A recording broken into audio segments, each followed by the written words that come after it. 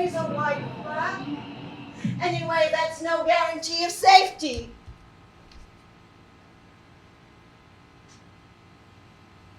Ow.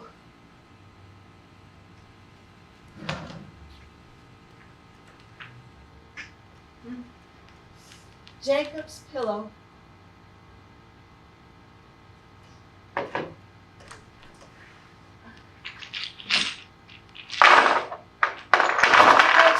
Petrified amazement. Permanent but breakable. Like a ceasefire. This stone I picked up at Masada. The Jews made a suicide pact rather than surrender to the Roman Empire. We prayed then. We pray now. We'll pray a millennium from now. Shema Yisrael, Adonai Eloheinu, Adonai Echad. Hear, O Israel, the Lord our God, the Lord is one. The Shema is a wake-up call to the soul.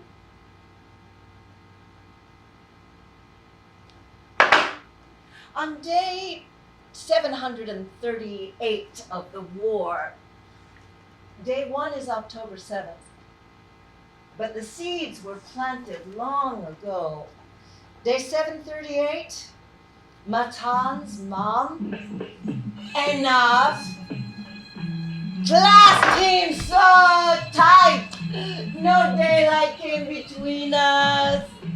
Bar's dad stood up from his wheelchair. Bar's mom said the Shema and blessed the moment. Shehegianu v'kiyamanu v'higianu lazman hazeh anachnu echad. United in joy.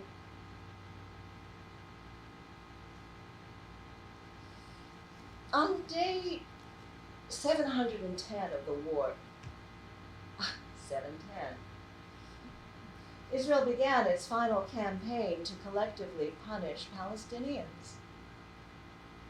Scratch that, to tear Hamas up by the roots. A young, pregnant Gazan testified.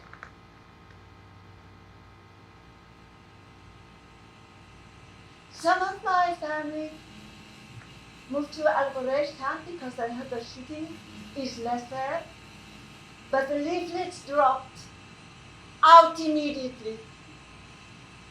My sister in Gaza City said the Israeli army caught her mobile and ordered her out of her building. We can't leave now, we booked a car for tomorrow. You booked a car, we will bomb the area. You bomb my building, you know where I am.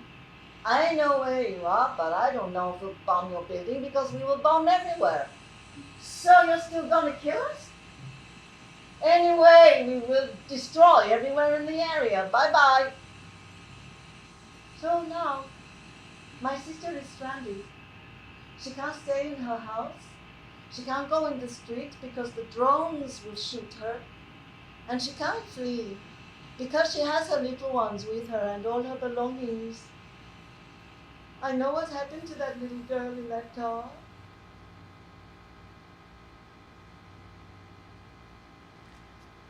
On day 6, my Israeli friend, Haggai, who used to run the Jerusalem Intercultural Center, wrote a post. Years ago, I went to Germany for a conference. The organizer took the group to Dresden. We arrived at a street exhibition with pictures from World War II. Carts, bodies. All the feelings and sights I'd been exposed to as a child about the Holocaust awakened. Here's another Holocaust exhibition, we thought. And then the guide told us about the Dresden bombing. And we understood that these are not bodies of Jews, but of Germans. And he pointed at the pictures of the carts with the bodies and hoped for empathy from us. Shut up, we all thought. Carts with corpses is what we grew up on when your people massacred us. We are not able to shed a tear in front of dead Germans. It took me 30 years to feel ashamed I hadn't been empathetic to him at that moment. Before Black Shabbat, I'd go walking in the hills of Jerusalem. I found myself photographing the remains of Kirbat Luz, Kirbat Al-Mur, Akr, Kirbat Kifarzum, Betul, and other small Arab villages that were, shots were fired by the Jews. The Arabs left in 1948. We did not let them return to their homes. These villages disappeared. I've always wondered why it wasn't possible, after we'd won, to let them return. But we didn't do it. On October 7th, the best of the best they murdered. In their homes, they had maps. So how can we let them back to work here? How do we know which ones walked through the torn fence to kill the cows and to set grenades on the gate? Suddenly, it seems clear why their grandparents were not allowed to return to their homes, even families that hadn't done us wrong. But then I asked myself if maybe they should have been allowed to return then, because it was their home, and they were innocent, and we should have tried to deal differently with the risks that result. But then I remember those who walked through the gate who wanted their cousins to join in the slaughter and finally finish us off. After October 7th, something in me sealed for their children and their suffering, as if to confirm we have a finite measure of empathy and need to think about how to divide it. And if I do not seal, I am weak in front of our enemies who are coming to slaughter us. And I have even a little connection to revenge. It's clear this is what happens on the other side. Their joy to kill even the peacemakers. I search for what this tastes like. We can't go back to October 6th. And I don't want my grandchildren to grow up to be Sparta. I want them to be better than me and not fantasize about revenge on innocent people. Oh, can you see it? It says Shalom Salam. Sandra gave it to me. It's nice, but it's a dream.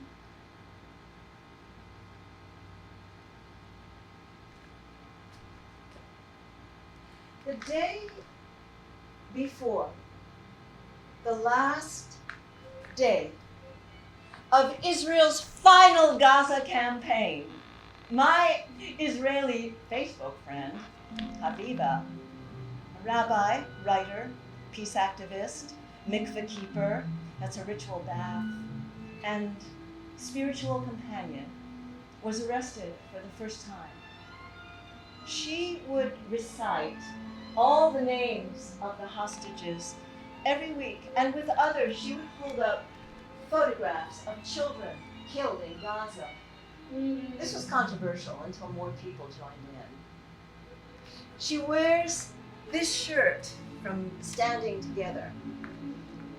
She stood too close to her neighbor's house, the Minister of Diaspora Affairs, Shikli, who was not ministering so well to the tears of the tent and the stretcher under which all Jews live, in the fabric that binds us in the diaspora to those who live in Israel. This minister voted against saving the hostages, for continuing the war, annexing the West Bank, no aid to Gaza, resettling it with Jews. And he doesn't care about the waves of violent crime killing Arab Israeli citizens. Not his lane. Okay, it's a big tent. It stretches over the teenager who gave Habiba the middle finger and screamed, "No peace with Palestinians," because his brother was killed in the war. He's also a neighbor, so she tracked him down. He would not speak with her. He is bereaved. Anyway, Aviva was arrested, detained, because the law was changed without notice. It's constantly changed without notice. For praying, singing, while protesting.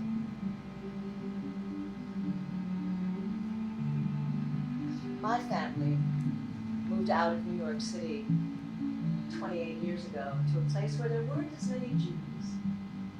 I brought our menorah into my daughter's elementary school classrooms at Christmas and told the Hanukkah story. A few days before October 7th, I noticed a woman with a Jewish last name had introduced herself as new to the neighborhood on a popular app. I responded in the thread in public. Hey, are you Jewish? Would you like to meet somewhere sometime? She did. And someone else did too. And by the time we three met, it was day 5 of the war. We commiserated about the massacre, we played Jewish geography, we asked if any of our non-Jewish friends have checked in, see how we're doing. You had, for each of us. One of mine even said, I would hide you. Thank you. One of us, a woman with deep roots in Israel, vehemently denies it can be called an apartheid state. I know about the Arab doctors, but Jews in Israel have more rights than non-Jews. There's no constitution. I abhor Jewish violence against Palestinians, the blind eye of this Israeli government to the murderous hilltop youth. And I want to say, I think she's only partly right about apartheid. I don't. All three of us are tied by blood to the Holocaust. The 2018-2019 Palestinian Great March of Return was mostly peaceful, but Israel thought it was violent, so they shot the protesters. Just imagine if 1 million Gazans had lined up on the beach to renounce terrorism, to admit that Israel has come home for good, to demand self-determination, to build their own state, not based on hating Jews. Scratch that. Imagine if 1 million Israeli Jews and 1 million Palestinians met on the borderline, man to man, woman to woman, child to child, as humans. We jumped from a burning building, landed on you, and broke your necks. Sorry. Sorry? Did you have to keep breaking us? What is it in you I remind you of that is so terrible you want to wipe me off the face of this earth? You have an arrow in your heart. Pull it out. Okay, I'm going to show you. What, are you nuts?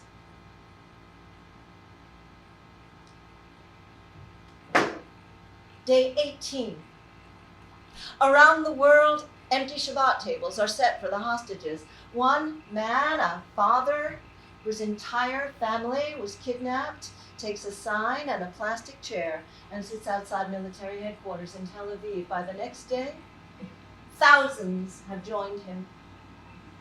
Matan's mom, Einav, she declares, I've always been a right-wing woman. I always voted for him. But the only people who identify with me, who help me, are these people. The same who protest judicial reform. They give me a shoulder. They hold me up. Some of the photographs of the missing babies are being torn down. Who does that? Day 19, only 1% of humanitarian necessities of daily life have entered Gaza.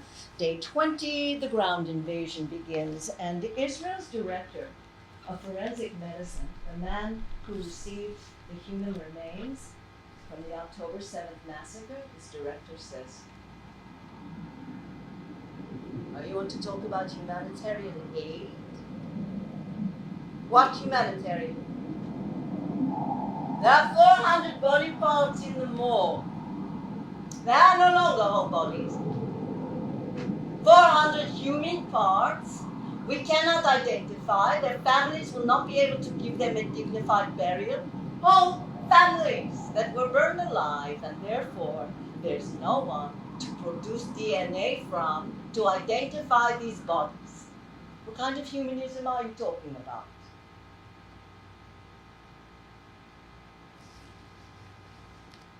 3 a.m. Hadassah Hospital. The nursing room. A story from years before October 7th. A Jewish Israeli mother is holding my baby girl as she struggles to latch on. The other mother in the room, Palestinian woman from East Jerusalem. She wears a purple hijab, her bloodshot eyes rimmed somehow, perfectly applied kohl. She's holding her wailing, you think we're all sobbing. I never had this trouble with the older ones. These ones are fighter. All babies are different. Here, maybe. Lift her on a pillow. Express a little on her lip. Let her smell it. Let her taste it. Shall I express the rest of the milk on the other side? I can save it in a syringe. You keep nursing. I'll do it for you. Is that okay? Oh, don't worry. It's a hospital.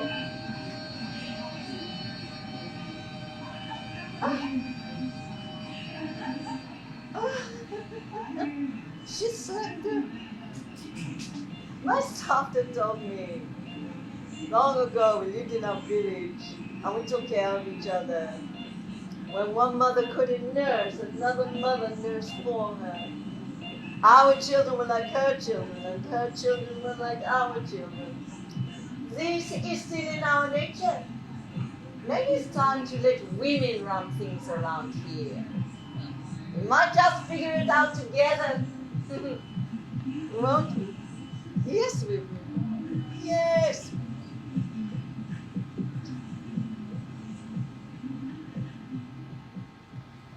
On Sunday, October 8th, the day after Black Shabbat, I joined the worldwide weekly webinar hosted by Palestinian-American Faisal Saleh, the founder and director of Palestine Museum US, which is dedicated to telling the story and sharing the culture and history of the Palestinian people through art. So, on Sunday around noon, Faisal greeted his global online audience as usual. I thought that was odd.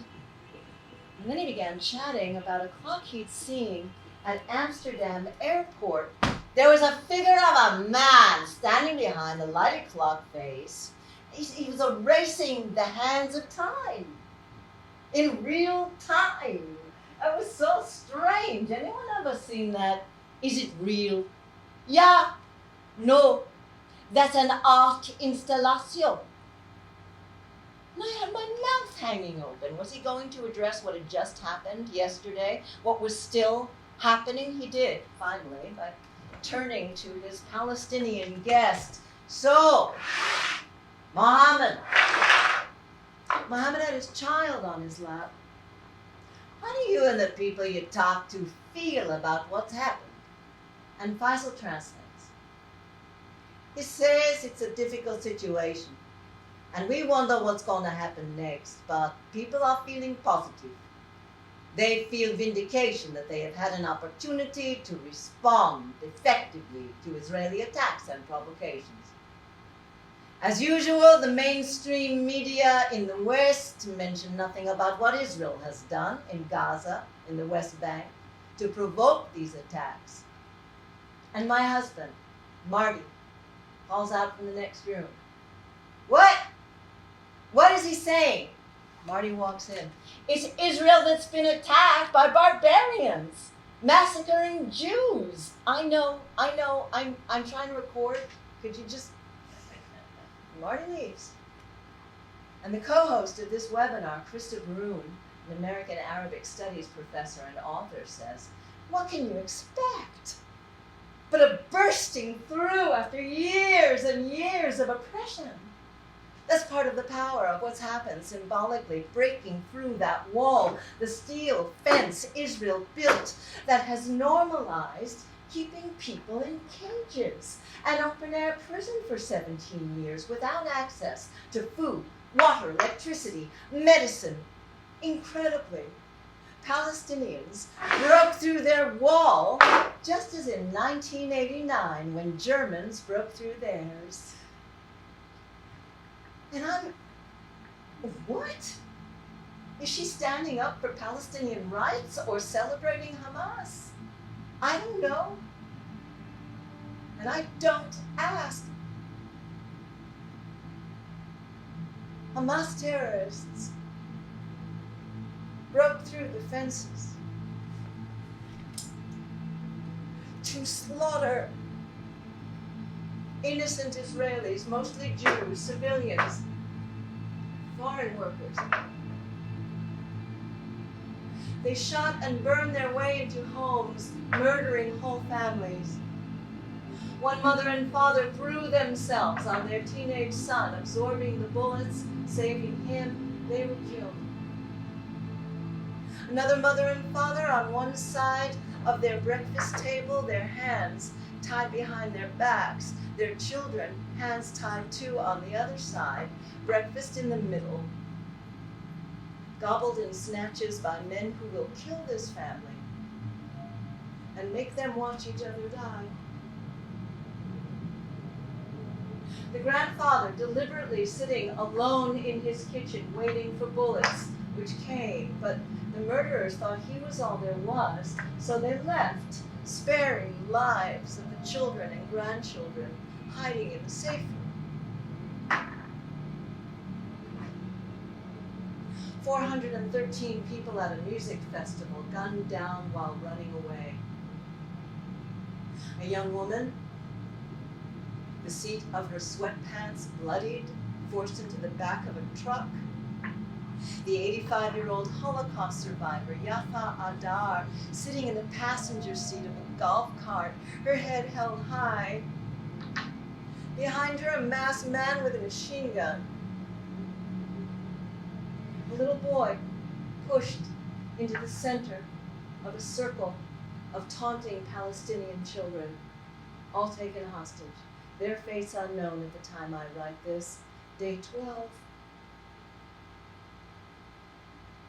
On day 30, my dates are a jumble, like my stones. I hear the head of Hamas announce that these kinds of actions will happen again and again and again. They are actions that remind me of the line from the play, Golda's Balcony. When Golda Meir hears what the head of the Arab League predicts for 1948. This will be a war of extermination, a momentous massacre, like the Mongol massacres. Quote that line 8 days after October 7th to a New York synagogue audience 50 years exactly after the Yom Kippur War, October 1973. When Golda's Balcony overlooked Israel's nuclear war room buried in the Negev desert, Golda grips the railing. Do I give the order that must save Israel but could destroy the world? After my performance, a member of the audience shows me a handkerchief she always carries in her purse, made of potato sack, given to her by her mother who had it from her great aunt, who had fought with Menachem Begin against Arabs in 1948's Jewish mother asked me, how do I talk to my son? He's blocked me. His last text said, don't send me any more posts about dead Israelis. My friends are Palestinians. What do you expect after so many years of persecution and dehumanization? There was a rope around their necks tightening. Hamas cut it. And day 2, my rabbi says, it is not for you. Not now. To emerge from a place of horror, anger, and sadness to a place of impartiality or compassion for the other. My family was grievously hurt and is in mortal danger, and it is their rescue and salvation alone at this time that stirs my heart.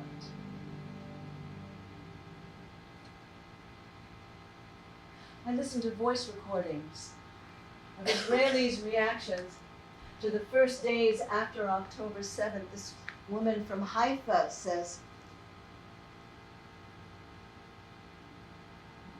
my 17-year-old doesn't care how many children are killed. He says they're all animals and we should just level Gaza. And it scares me for myself and for my kids.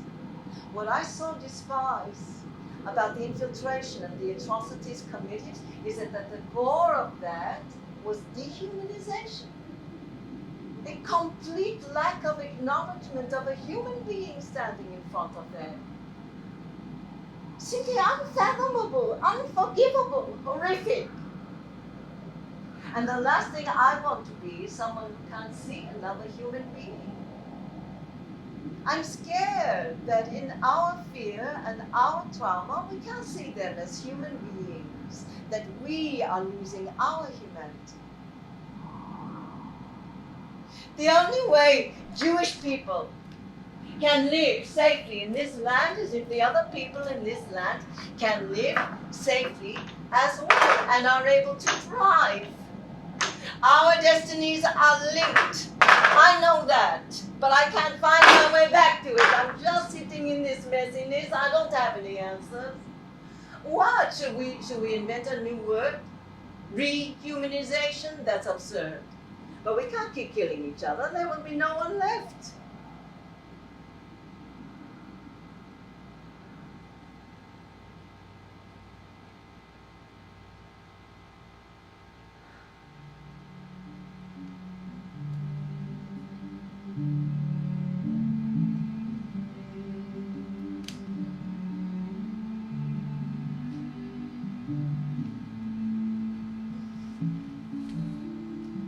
Okay, who's this supposed to be? Sisyphus, say it out loud. Sisyphus, push the damn rock uphill. I know. And inside, harder still. And underneath all that, no one can see, maybe you can see, in teeny tiny letters, it says, one must imagine Sisyphus happy. Can't move. That's a heavy lift. Simpler message might be, that which is hateful to you, do not do to your neighbor. Thank you, Hillel. That's the whole Torah on one foot. Dressed down Fridays at school, I'm a high school English teacher. I like to wear different slogan t-shirts. See who's paying attention. Humankind. Be both. Both in every language. What would Jesus do? Muhammad, Moses, Mary, Buddha, Krishna. What would you do? What did she do? That Israeli, she's a top Israeli lawyer. She leaked a video of violent abuse in an Israeli prison, which should be investigated, as should all war crimes, alleged war crimes. But she broke the rules. I can relate. I deeply offended a few of my senior students when, in a lesson on good and evil, I showed them photographs of nearly naked prisoners in Abu Ghraib, bags over their heads, leashes around their necks, Their grinning tormentors beside them, the U.S. Army. I was not allowed back in my classroom for 4 days. I wore my homemade Black Lives Matter shirt after George Floyd was killed to public demonstrations, not to school. That would have been against policy, too political.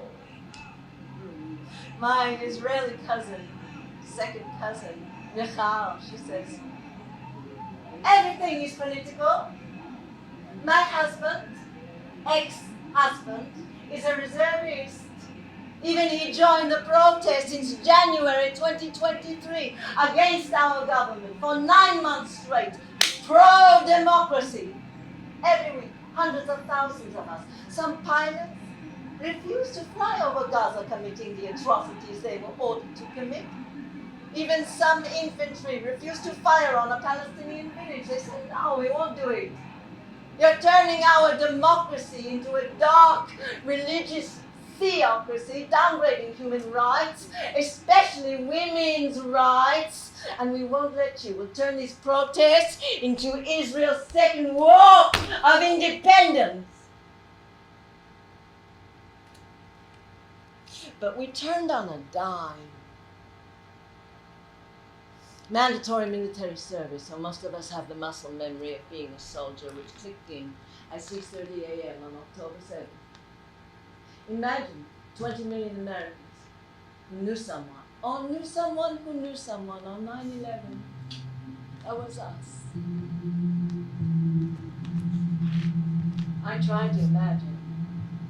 Would I have run for my life across that killing field at Nova, or would I have knelt in the trees, waiting for my death, cowed by terror?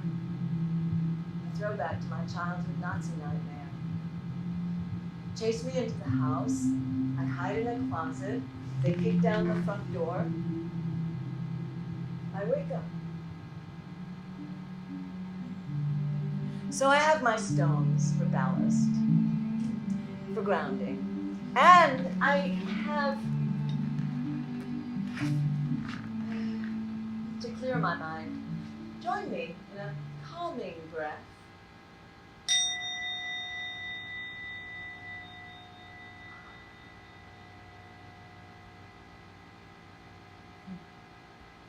But I keep thinking, because I was teaching on day 15 about the legendary Native American Digana Wida, the peacemaker, the shaman, the prophet, the visionary leader who arrived in a stone boat to declare the Constitution of the Iroquois nation, which the women meted out justice, which did not involve killing. Brilliant idea. Ruined by war and smallpox. Imagine this stone. Imagine Benny Begin, son of Menachem, the terrorist who shared the Nobel Peace Prize with his enemy, Sadat. Imagine Benny. Benny is a politician and a geologist. So he's in Jerusalem. He's at a dig. He picks this stone up out of the rubble 2,600 years after the destruction of the first temple. I can read the ancient Hebrew message on it. I can smell the host. We live among the rocks where King David fought. Now, imagine the Palestinian wife and mother, call her Fatima. She turns to the camera in this documentary film from years before October 7th. She picks this stone up out of the rubble of my home in Hebron after the Jews have destroyed it. We try to shield our children from the violence, but it's impossible. There is no safe space now. My son picks up a stone because it is his rage. My husband was jailed for 7 years for no reason. He was just trying to protect the community, the neighborhood, but they came for him yesterday. You see the bullet holes? What's left of this neighborhood? I pray for Allah's mercy. Bismillah, Rahman, Rahim. I tell Michal about this woman. She says, well, her children were indoctrinated to hate Jews as murderers, occupiers, and thieves. When they are 5, they put on plays about exterminating us like rats. It's not just revenge for them. It's in their religion. They're taught Mein Kampf, and now they're Hamas. So, Michal, you're saying Jewish Israeli kids think all Palestinians are terrorists? No, not just the kids. Ladies, my sister's child is 4. She just wrote her daughter's name on her leg, in case.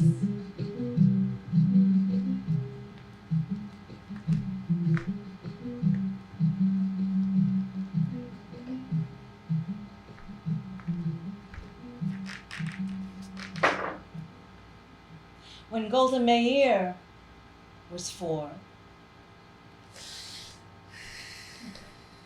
my earliest memory of my father, a carpenter, nailing boards across a door in Kiev to keep out a pogrom. Hey, Golda! It's Vivian Silver from Women Wage Peace.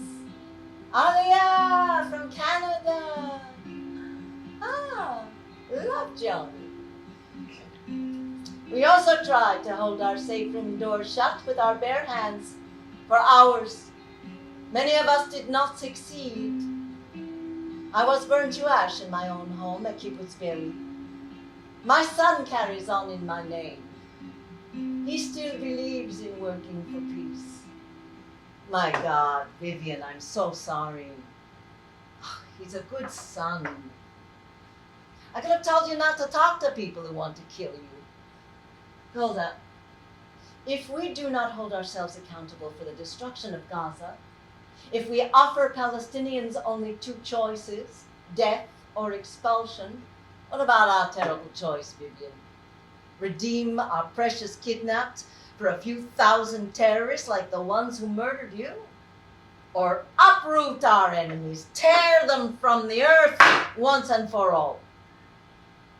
Golda, I once tried to tear out a wild, thorny beach rose bush from in front of my house. I did it in a rage. I thought I got it all, the ball, the root. Of course it came back. Avodah zarah, Golda.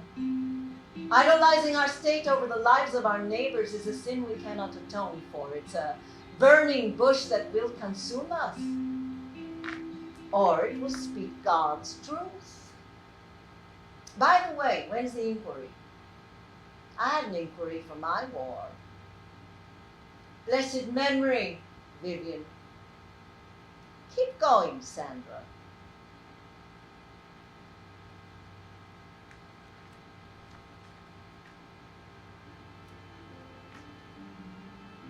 To be a Jew means you care about that 4-year-old Palestinian as much as you care about the 17-year-old Israeli who doesn't. It's a choice. It's an action. It's pikuach nefesh. To save a life overrides everything. Muslims believe that too. It's tikkun olam. Heal this broken world. Fix it, all of it, for everyone. Golda was a fixer. Like Vivian, I wasn't religious. None of us were. No. Tefillin won't save us unless strapped to the arm of a Jewish soldier. In the early days of the state, I insisted on, worked out a plan that everyone should ration food, water, petrol, because the new state was so poor and at war with 5 Arab armies, and everyone should be treated equally. Everyone should be equally miserable. Very Jewish idea. as was the idea approved by you that every single one of the terrorists who had murdered the Israeli athletes at the Munich Olympics would be hunted down and killed. That's right. Crossed off the list, no matter how long it took. I negotiated a way to get the children out first from the post-Holocaust displaced persons camps on Cyprus. Some of those twice rescued children would be killed in future wars, sacrificed to secure the state. Now, you know I'm from Ukraine originally. What the hell's been going on there? From the start of that horror, I would have said get the children out, Jewish or not, an Israeli kinder transport. Or might you have hesitated because of Ukrainian collusion at Babylon? That killing field was 1941. What have we learned? You're scorned by some for your claim that there's no such thing as a Palestinian people. You justify it by saying when they were shooting at us from Gaza, they were Egyptians. When shooting at us from the West Bank, they were Jordanians. When shooting at us from the Golan, they were Syrians. There were massacres on both sides. But the story goes, Ben-Gurion made a gesture. He gave a silent order. Miss Laub, it's 5786 of the Jewish calendar. We've survived persecution, expulsion, destruction, diaspora, intermarriage. We'll survive this current Israeli government and this current war, Kinahura. Mrs. Meir, I am wrestling with Israeli policies that hurt my Jewish soul. They are racist, fascist, extremist, corrupt. It's good to wrestle. It made us who we are. You want policies, I'll give you a policy. We absorb Jewish refugees from Arab countries, but the Arab countries won't accept their own refugees. Why must Jews be the only Christians of the world? Mrs. Meir, by bombs or bulldozers or archaeology, Palestinians are erased by snipers. Over 250 Palestinian journalists killed. They were terrorists. Okay, all right. August 7th, on the Jewish fasting day of Tisha B'Av, coming up, the holiday that laments the destruction of the temples, there was an action taken. Jewish settlers wanted to pray in a certain spot. It happened to be located in a Palestinian village in the region of Masafir Yatta, the occupied West Bank. The settlers claimed there had once been a synagogue on that spot. So at 5 a.m., Palestinian families were told to stay in your homes. While the settlers took over one family's house on that spot where there had supposedly been a synagogue. After the service, the settler children played in the Palestinian family's garden. They took selfies with the soldiers. The Jewish children saw Palestinian children shut up in their own homes with soldiers aiming guns at them. One border police officer chased and screamed at a 3-year-old Palestinian boy, forcing him back into his own home when I tried to go out to the street.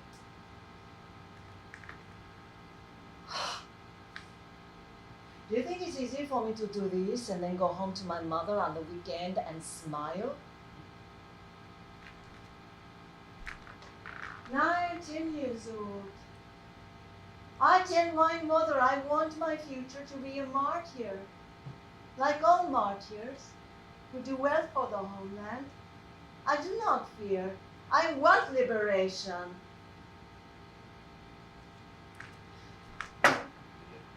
Settler violence, condoned by this government, this Israeli government with its cooperation, is at an all-time high. Like white mob lynching during the Jim Crow era. Golda, is this what you and founding father Ben-Gurion had in mind? Who's turning that child into a human bomb? Us or them? His family must be in the wrong area. Palestinians lay down their weapons, there will be peace. If Israelis lay down their weapons, there will be massacre. Failure is not my story. I had a part in a great success here at the expense in blood of others. That's right, Miss Laub, we paid a price. We are all still paying the price for survival in a world that doesn't care whether we live or die. Look. We thought one small patch of land could be partitioned fairly and we could live in peace. But the Arabs attacked us from day one, so we fought and we won and we grew stronger. And what happens when idealism becomes power? It kills. And if the enemy insists, if they send suicide bombers and machine guns mounted on parachute gliders, we have no choice. To save that world you create, how many worlds are you entitled to destroy? I asked that question on my knees in October 1973. In October 2023, the Prime Minister gave the order to destroy Gaza. You want to be a pious fool, Miss Laub. You want to be a person who has sacrificed your identity for others who mourn the fact they didn't wipe us out of existence. Our Independence Day is their catastrophe. I know what they call it, the Nakba. They still want to wipe us out. They still deny we belong to this land. They belong to the land too.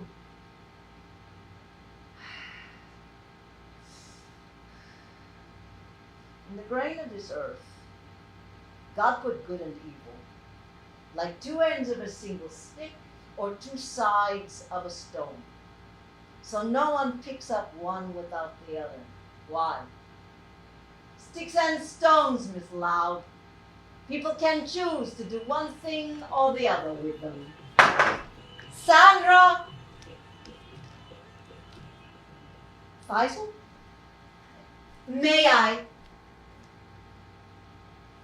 Oh, you want to... Wait a minute. You want to talk to Golda Meir? Okay. Get this on. Mrs. Meir, I heard that after the Adolf Eichmann trial, you said now we can do whatever we want. You know who reported that? Yes, Shulamit Aloni, my nemesis of blessed memory. Look, we would never break, the way Hamas does, the rules of war. Ha! You thought bringing that war criminal to justice after what Germany did to your people bought you the right to take this land from us forever. We had nothing to do with the Holocaust. Again with the crying over history. History doesn't hand over justice, sir. History watches while people make choices. You are, as Abba Ibn said, a people who never miss an opportunity to miss an opportunity. Golda! Your sister Shayna's great-grandson was just killed in this war. Fighting? He was in uniform. We can forgive you for killing our children. But we can never forgive you for forcing us to kill yours.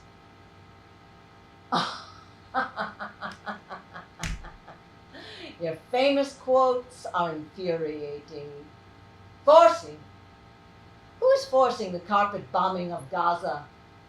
Oh, I know, Israel doesn't carpet bomb, but come on. Greater Israel is your goal. At least you were honest when you said that after Eichmann.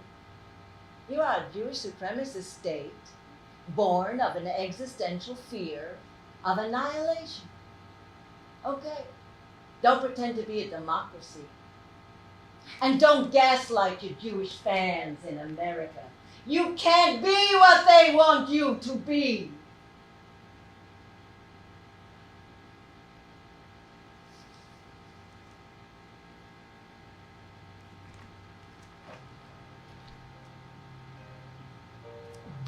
My husband Marty and I, we went to Israel for the first time in July of 2014, straight into a war, a little war, an operation. I had no idea. I just wanted to do research for the Golda play and visit my distant cousins there.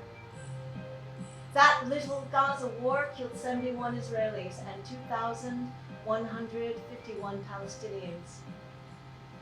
Didn't stop my cousins from inviting us to a bat mitzvah and a wedding. I meet my third cousin, Amit, on the dance floor. Amit!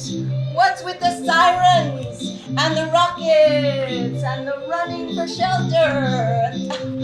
Marty and I saw 100 or more uniformed IDF young men and women dancing in a big circle at the Wailing Wall with their guns. If they were blessed, I mean, it was thrilling and scary. Amit ma? Say kotel.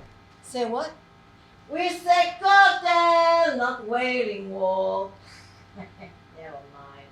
Look, cousin, don't worry. Every so often we have to do this. Every couple of years, we have to fight a little war. Until October 7th, I was shown the security room, the fortified room, the safe room, the bomb shelter, the miklah, the mama, the protected space in my second cousin's home outside of Tel Aviv. Her teenage son slept in there all the time on a mattress and suffered from PTSD. Each set of cousins imagined terrorists emerging from the floors of their bedroom. I dismissed it as fantasy, but the tunnels were already there. After October 7th, I found out where those music festival kids ran. To the roadside beneath the small concrete shelters near the Gaza Strip. The brave young man who kept throwing out the hand grenades, 8 in all that Hamas kept throwing into the Migun until his arm was blown off and he died.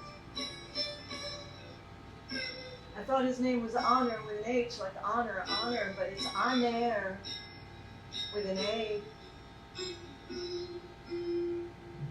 He saved the lives of 8 people, which means, according to the Talmud, that he saved 8 different worlds.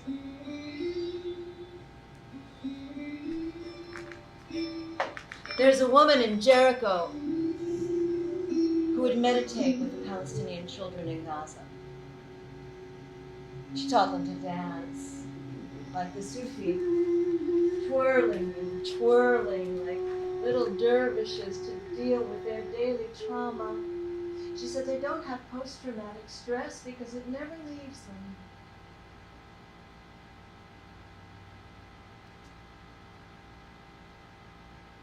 Day 26, I finally get through to my cousin Michal. Turns out on October 7th, she was in Sderot, one of the town's hardest hit.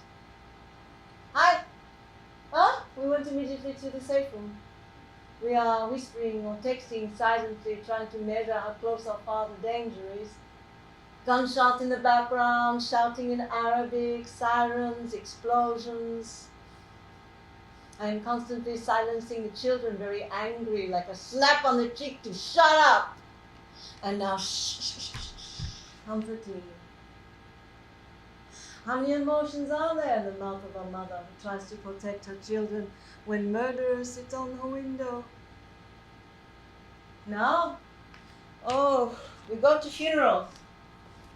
We go to strangers' funerals and we talk to each other online to buy bread and milk and guns. We wait online at the base to deliver clean socks and underwear to our brave children. My son was just called up. We open our arms the way we never did before. We are walking and talking each other through these nightmares. Some volunteer, some protest, against the war, finish the war, bring them home. We keep counting. No, No, before the war, the No Democracy with Occupation protesters hung in the back of the lines. The less Palestinian flags, the better. We needed the center of the right. They would leave the protest if they saw Palestinian flags. Look, I have nothing against them. But why don't they replace that fucking ISIS leadership? Why don't they call atrocity what it is? Every mother should cry out against it. We're sending our children into the unknown, into Gaza, or maybe north if Hezbollah joins.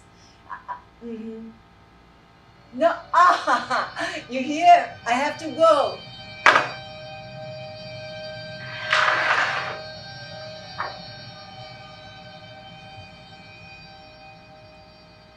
Golda says, peace will come when Arabs learn to love their children more than they hate the Jews. I feel for all the mothers, starting with Hagar, Abraham's concubine, exiled to the desert. Hagar turns her face away from the scene of her son Ishmael's imminent death by starvation and thirst until an angel intervenes. Ishmael is saved. He will become a great nation. Abraham's other son, Isaac, was also saved when his father bound him for sacrifice because God told him to.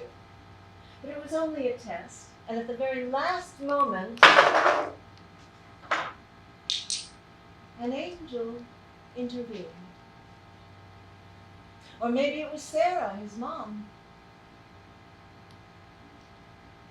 I was always terrified of that story. What if the angel was late? Angels are never late. And the binding was a covenant.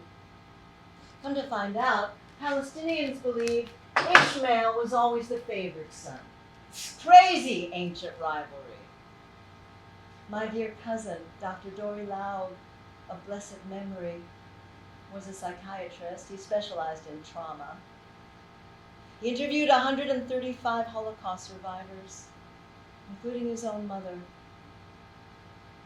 Most of those survivors said they understood other people's suffering because of what they went through. Dory was once asked, "So, Dr. Trauma, how do you think Isaac felt when his father held that knife to his throat?" And Dory replied, "Well, I think he had his eye on the angel." My question is, where do we look now? To the right, Charlottesville, 2017, Jews will not replace us. The Tree of Life, 2018, 11 dead. January 6th, the t-shirts. Remember the t-shirts? 6MWE, 6 million, wasn't it? To the left, October 2023, New York City, the swastikas. Washington, Boulder, Manchester, Golders Green, Bondi Beach, Ahmed, the Muslim man who tackled the murderer, repairing a painful tear in the collective Jewish soul. I went to Scotland, Edinburgh, with this play, and I did it for Palestine Museum there. You know what they said? Jews are fine. We just hate Zionists. I bet when Jewish Israelis visit their cousins, and they go to like a Nosh festival, a Jewish food festival, and they're like, "Oh, it's so nice. They're not scared to do this. No protests, no terror attack at this Jewish event, no cancellation because the staff feels unsafe." That's so nice. We can exist without being destroyed or the place getting messed up. That's so nice. They didn't have to pay extra for security. Oh, they did? The shooting, the stabbing, the bombing, the burning, the ramming, the fear of speaking Hebrew in public or wearing your kippah or your Mogen David. If you take the menorah out of the window, they've won. I meet two young women My college campus is so anti-Israel, it is anti-Semitic. My friends on board with me for so many other progressive causes, they literally, they spit on me. They call me a Zion Nazi. They say I condone genocide, which I do not. Israel has not. But Sudan sure has. No protest against that. You're a moderate Muslim. Why don't you call out the hypocrisy of Free Palestine protesters who say nothing when Hamas executes Gazans? It is a genocide. You just can't admit it. You're loyal to Israel, so you don't let yourself see how it has decimated Gaza, killing 20,000 children. Non-Muslims say they feel for what's happening in Gaza. It's an empty word.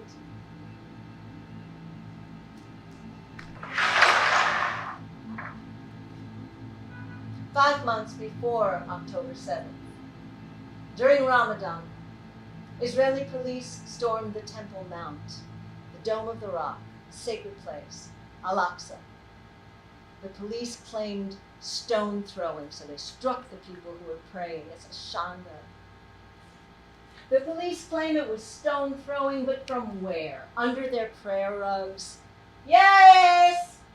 They barricade themselves in the mosque with Molotov cocktails. Okay, this is Raphael. Rafi is the Israeli emissary. Guys, I'm from Ashkelon, okay?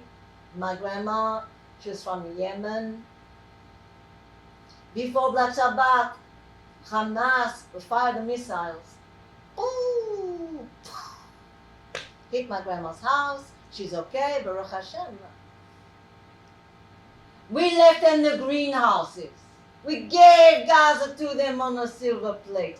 My uncle led a division in 2008. Okay, they had to demolish our building.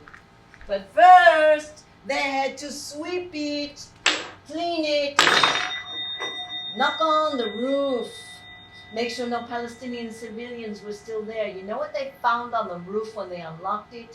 5 Palestinian civilians. That's how Hamas treats its people. Rafi, there's no more roof knock policy. There were blockades for years. I mean, there's new checkpoints, more roadblocks. The blockades were to keep out the Belgian assault rifles. War is bad business. Settlers spit on their Palestinian neighbors. They throw garbage on them. They harass and humiliate them. They goad them. They beat them, and then they shoot them. They burn Palestinian olive trees, 1,000-year-old olive trees. They call themselves religious Jews, Rafi. People on the left in the peace movement call them Jewish terrorists. Don't pit us against each other. We do that fine ourselves, Mizrahi, Ashkenazi, religious, non-religious. But we know who we are. Survival is in our DNA. Wars in our DNA. Torah too. It's all, it's a mesh. It's like a family issue. Political solution, okay. But we take their death count very personally. You're welcome. Sandra, I'm sorry, but your moral disapproval will not earn you immunity. History has proven that. It's a mitzvah. Tohecha, ethical rebuke. Teshuvah, return. Tikkun, heal. Oh, tov, good. Look. Shulamit Alole, champion of human rights. She's in the room. Ladies and gentlemen, if they conquer Gaza, if they make Judea and Samaria the new Brooklyn, you may find Palestinian Holocaust memorials next to ours. And American Jews may turn their backs on Israel. The parents will cry, but the young ones will turn. Shulami! I am Nechal, and you are my hero. And we are living in the future you warned about. Demonstrations, bloodshed, bitterness, war. Please take me with you to make peace. All the mothers lined up on opposite sides, carrying their bloody children in their outstretched arms. My son was wounded in Gaza. Oh, my darling Michal. Okay. They are meeting in the forest, all right? Palestinians and Jews, they are helping each other with their hobbies. It's tiring work. And there are those who attack them, which is tiring. So they all fall asleep in the forest. Imagine, like in Shakespeare. And when they wake up, they've forgotten their history. They can begin anew. Even if you can't keep your faith, keep your sense of humor. Remember how I laughed at the divine retribution. Yes, Shulami. You were blessed with 7 Haredi grandchildren, you who hated the ultra-Orthodox. Come back. Make me laugh.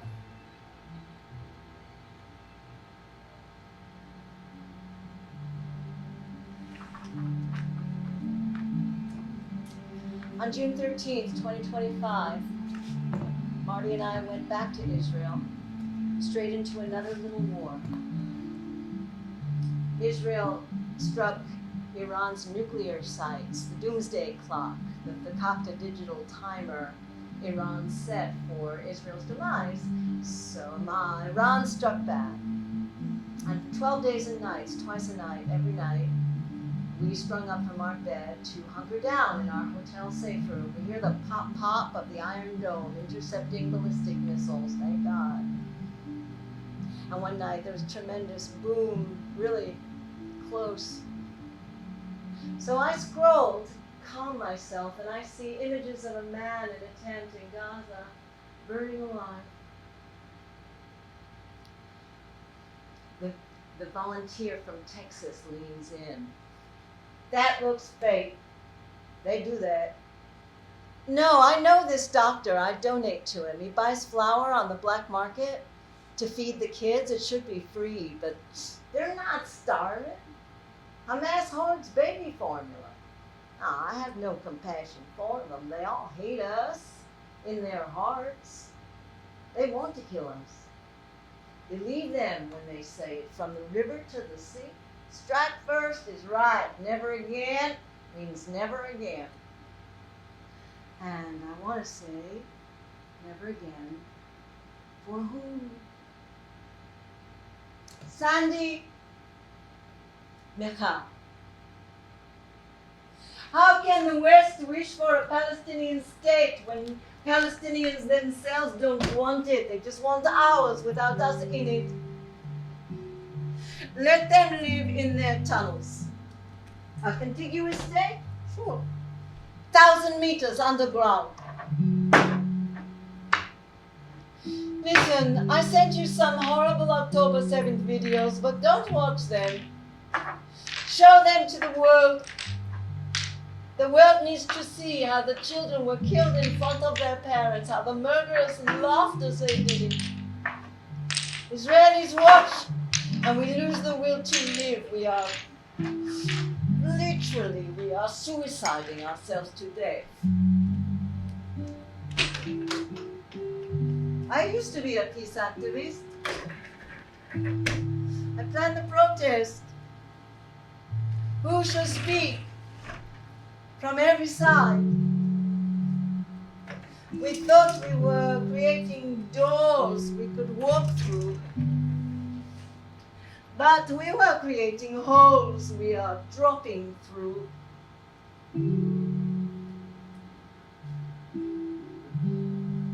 Peace should not be such a radical idea.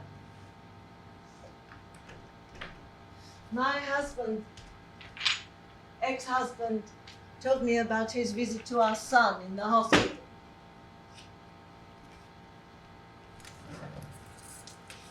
He said it was worth it. I was waiting for him to say more, but he kept quiet, so I did too. He's not okay. He doesn't talk, he just smokes. Michal, what are you, psychic? As soon as I walked in. Dad, do you want... I have my own state sponsor.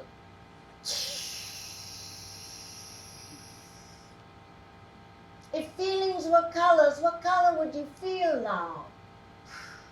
We played football on the Xbox. And even though he didn't ask, I told him about Lebanon too. How we slept a little, shot a lot, and almost never changed socks. A few days into the fighting, Yosef, who is like a brother to me, got it in the face. He died in a second, and everything in his brilliant head came flooding out. The spray is on me. But there was no time to stop, to hurt, surely not to grieve. So I wiped what I could with my sleeve and kept fighting. But every now and then I had to blink because something of it got inside and refused to come out. And that night I splashed water again and again, but what entered didn't leave. And the next day I continued fighting and rubbing and scrubbing. Without intending to, I gave myself a mental infection. So they evacuated me to the hospital. They tied my hands to the bed because they feared I would blind myself. And that's when you all came to visit, remember? I never told you, but to me you didn't look like human beings. You looked like leather sacks, full of blood and bones, urine and excrement. And you never stopped talking, arguing if the war is justified, gossiping about a celebrity divorce, showing off a new cell phone, not realizing how vulnerable you are. At any moment, the bag might be torn and life will pour out and the world won't even blink. And day by day, you all just got on my nerves. Remember that night I spilled some coffee? These are new pants. It's a stain that won't come off. Yeah, you think that's a stain? I saw real stains of blood, of pee, of poop, of you don't want to know when they come out of the holes they're not supposed to. So what are you fucking in your brain over a drop of coffee? And you stopped talking to me, to everyone. You just laid in the bed staring. Yeah, I got crazy because of the fact that my eyes were itching. Anyway. And then Grandpa came to visit me, remember? He was already pretty sick then. He opened the window and lit us both cigarettes. I lost many fighters in the war for independence. We were between the rocks and we were tired. And we heard on the radio Ben-Gurion proclaim the state of Israel. After that, the order, drive them out. So we did. We rationalized it so we could sleep at night, enjoy the baby born, reteach yourself how to live, the trip abroad, the bar mitzvah. Now I'm happy not to feel so much. I knew it was my turn. So I told Grandpa how we swore to look after each other. Grandpa, who had thrown his shovel full of dirt on his son, my father, Lebanon 1. I told him how we swore to look after each other because I have a little boy and another coming, and how did this sweet soul Yosef deserve to die, but not me? And I just burst into tears. I cried for a good few hours. And it was only when the nurse brought me food that I realized my eyes had stopped itching. Dad, you're worse than the nanny they got me. He let me hold his big scrub palm. And I had a tear. Then we went back to playing football. But after a minute, the boy took a great pull and blew it out. I swallowed drops of cannabis. And he told me about Gaza, what he did there, and what he saw. The moral injury of it.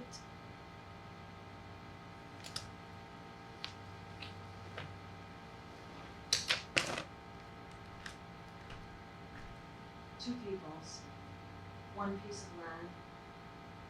No one's going anywhere unless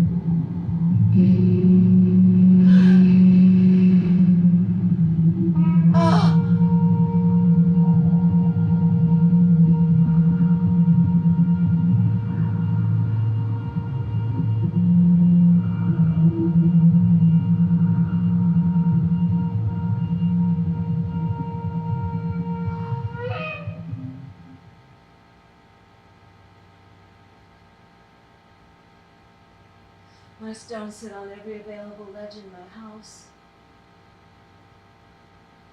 I put them on my parents' gravestones.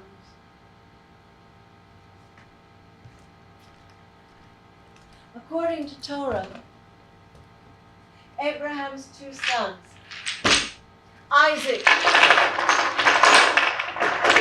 the Jew, and Ishmael, the non-Jew, built their father's tomb together. And after the last stone was placed, they lived as neighbors. They finally reconciled.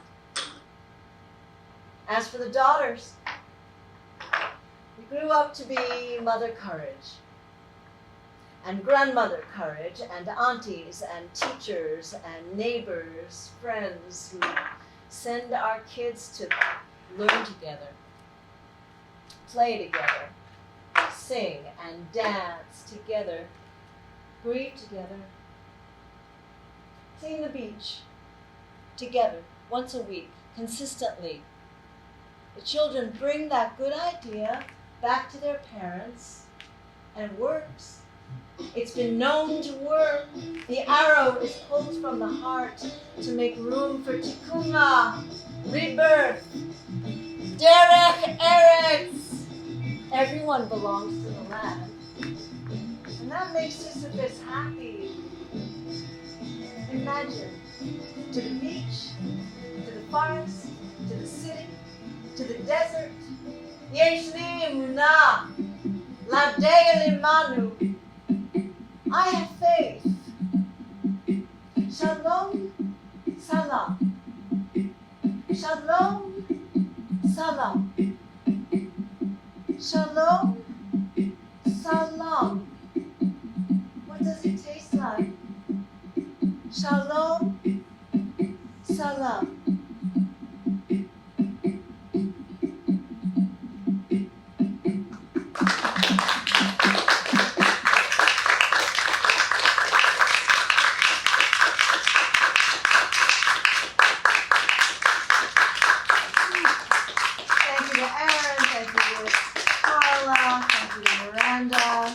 Thank you to my gorgeous little audience that came out and really